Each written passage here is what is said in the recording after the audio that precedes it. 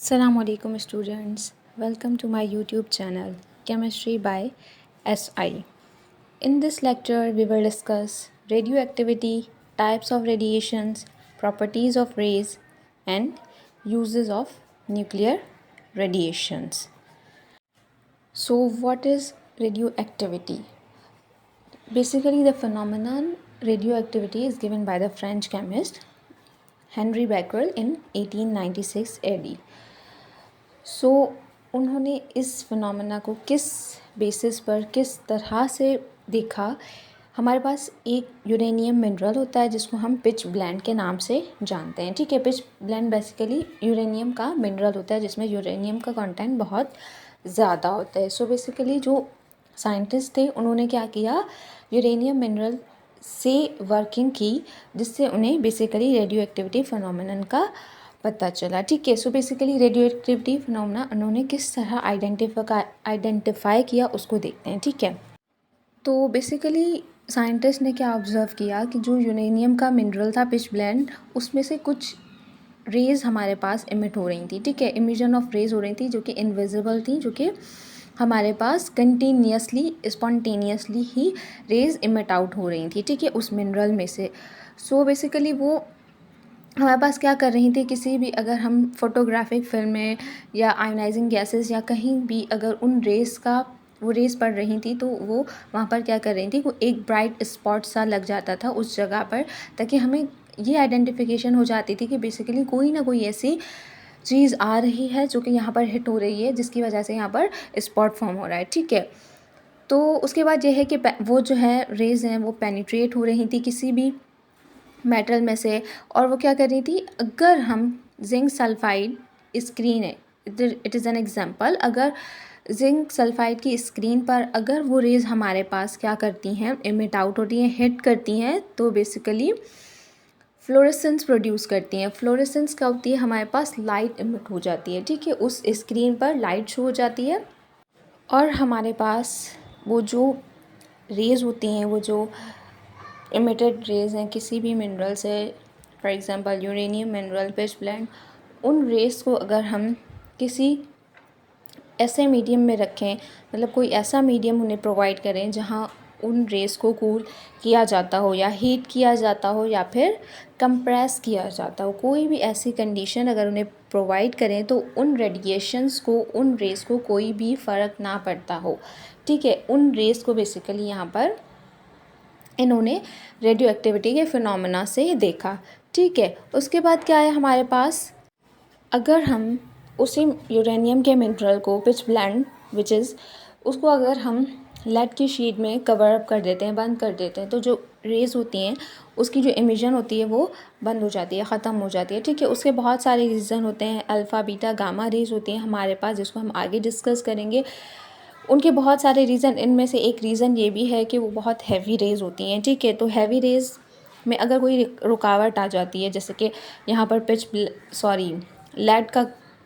Lead की sheet है, तो वो क्या कर देती है, ब्लॉक कर देती है उन रेज़ को इमिट आउट होने से। ठीक है, so these rays are named as Becquerel rays, but on later now these rays are named as radio active rays. And the elements those produce spontaneous radiations are known as natural radioactive. ठीक है, हमारे पास वो elements जो कि continuously इन radiations को emit out करते हैं, उनको हम as a natural radioactive elements का नाम देते हैं और उस फिनोमेना का हम लोग नेचुरल रेडियोएक्टिविटी का नाम देते हैं। ठीक, उसके बाद हमारे पास क्या है, Marie Curie and her husband, these are the scientist which can work on the isolated radio active components. मतलब उन्होंने क्या किया, रेडियो एक्टिव कॉम्पोनेंट्स को आइसोलेट किया, कहाँ से, पिच ब्लेंड मिनरल से, जिसमें हमारे पास यूरेनियम का कंटेंट बहुत ज़्यादा होता है, and separated two new radio active elements, polonium and radium. So उन्होंने क्या किया, यूरेनियम जो कि हमारे पास पिच ब्लेंड में हमारे पास रेडियो एक्टिव मौजूद था, उसमें से उन्होंने क्या आइसोलेट किया, दो अलग एलिमेंट्स आइसोलेट किए which are polonium and radium. ठीक है, उसके बाद हमारे पास कुछ नेचुरल रेडियो एक्टिव एलिमेंट्स होते हैं जो क्या करते हैं, इमिट आउट करते हैं, रेडिएशंस को इमिट आउट करते हैं स्पॉन्टेनियसली, कंटिन्यूसली, उसके बाद वो किसी स्टेबल एलिमेंट में कन्वर्ट हो जाते हैं और ये रेज कंटिन्यू तब तक रहती हैं जब तक वो किसी स्टेबल एलिमेंट या स्टेबल फॉर्म में ना आ जाए, ठीक है। उसके बाद हमारे पास ये एग्जांपल है यूरेनियम मिनरल की, जो कि रेस को इमिट आउट करने के बाद कन्वर्ट हो रहा है एक स्टेबल एलिमेंट में, जो कि है थ्रोनियम, ठीक है। उसके बाद हमारे पास क्या है, जो न्यूक्लियर रेडिएशंस होती हैं वो एक और तरीके से भी प्रोड्यूस हो सकती हैं, जिसको हम बेसिकली आर्टिफिशियल रेडियो एक्टिविटी का नाम देते हैं, ठीक है। वो किस तरह प्रोड्यूस होगी, कोई भी एक स्टेबल एलिमेंट है, जब उसमें हम nuclear particle which is an electron की अगर हम बम्बार्डमेंट करते हैं उस स्टेबल एलिमेंट पर, तो क्या करता है, हमारे पास वो stable element continuously raise produce करता है, रेडिएशंस प्रोड्यूस करता है, जिसको हमने आर्टिफिशियल रेडियो एक्टिविटी का नाम दिया है। क्यों? क्योंकि इसमें बेसिकली हमारे पास जो एलिमेंट है वो खुद रेडियो एक्टिविटी का फिनोमेना नहीं कर रहा, ठीक है। जो कि रेडियो एक्टिव एलिमेंट होते हैं ना, वो खुद ब खुद प्रोसेस कर रहे होते हैं रेडियो एक्टिविटी का। Those are as known as natural radio activity processes. वो प्रोसेसेस जिसको हम खुद से करवाएं, यहाँ पर जैसे बम्बार्डमेंट ऑफ इलेक्ट्रॉन्स और न्यूक्लियर पार्टिकल से करवा रहे हैं, तो हम इसी वजह से इसको आर्टिफिशियल रेडियो एक्टिविटी का नाम देते हैं, ठीक है। अब हमारे पास जो रेडिएशंस होती हैं वो बेसिकली किस टाइप की होती हैं, ठीक। तो यहाँ पर क्या है, Rutherford placed radioactive material in lead box and the radiations emitted from it were passed through an electric field।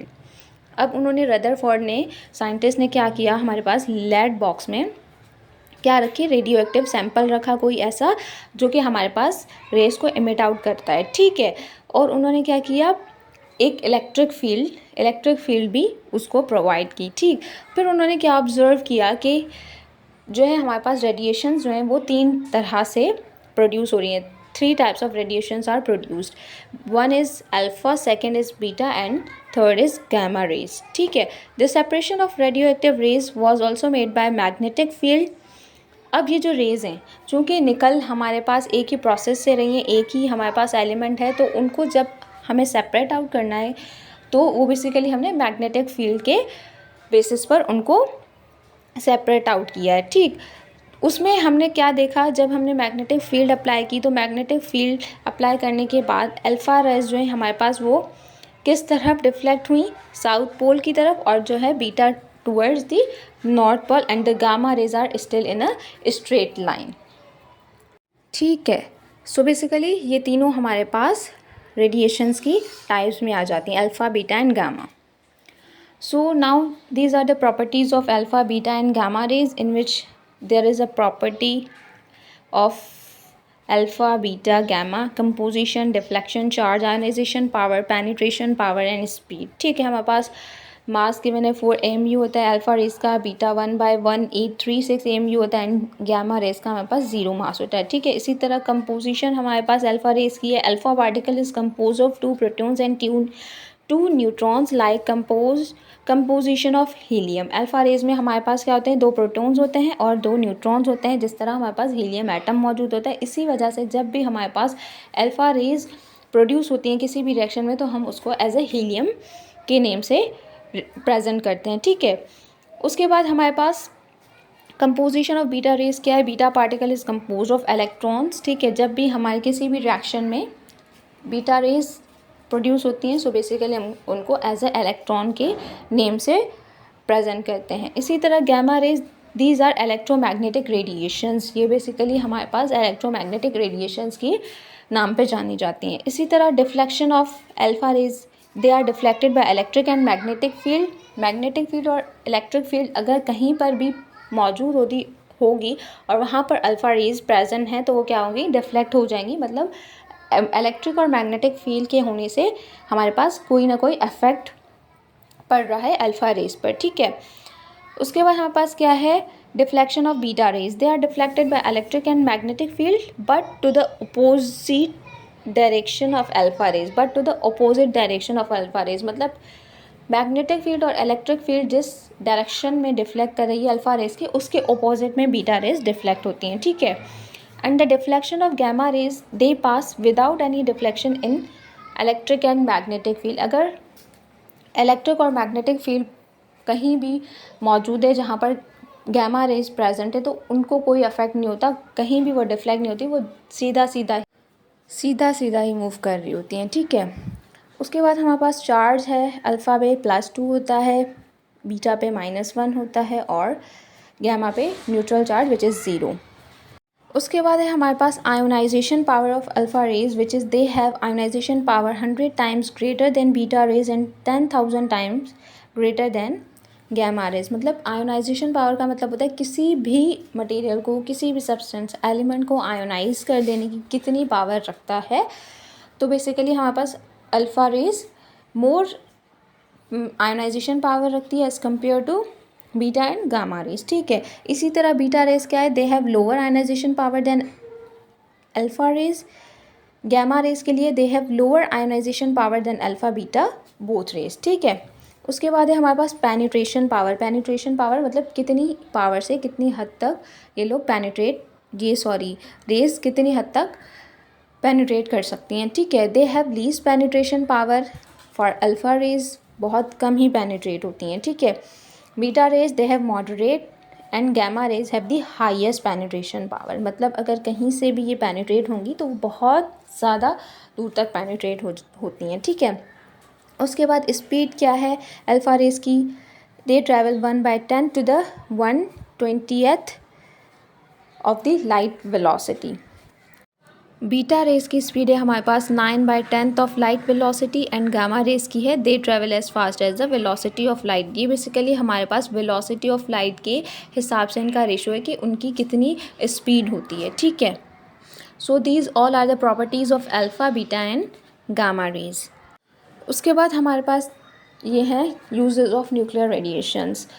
Number 1 use is very common use in the medical field. Medicines में रेडियो एक्टिव आइसोटॉप्स का बहुत ज़्यादा use है। किसी भी disease को diagnose करना, cancers के लिए, या फिर बहुत सारे ऐसी फील्ड्स हैं जहाँ पर रेडियो एक्टिविटी का फिनोमेना बहुत हेल्पफुल होता है, ठीक है। नंबर 2 एग्रीकल्चरल फील्ड में भी हमारे पास रेडियो एक्टिव आइसोटॉप्स बहुत यूज़फुल होते हैं, हेल्पफुल होते हैं किसी भी production of new variety of crops, ठीक।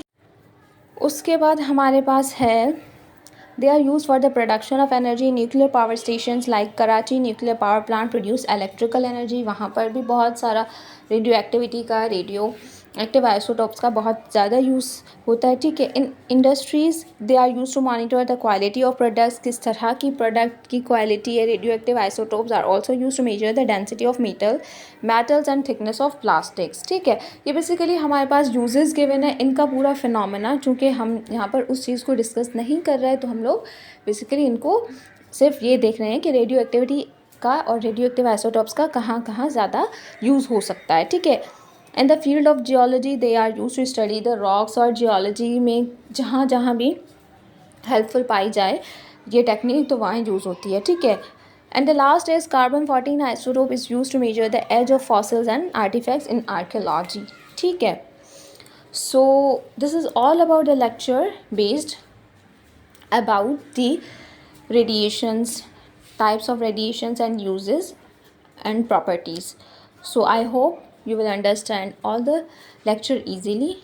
Please like, subscribe and share my channel. Stay connected for further information.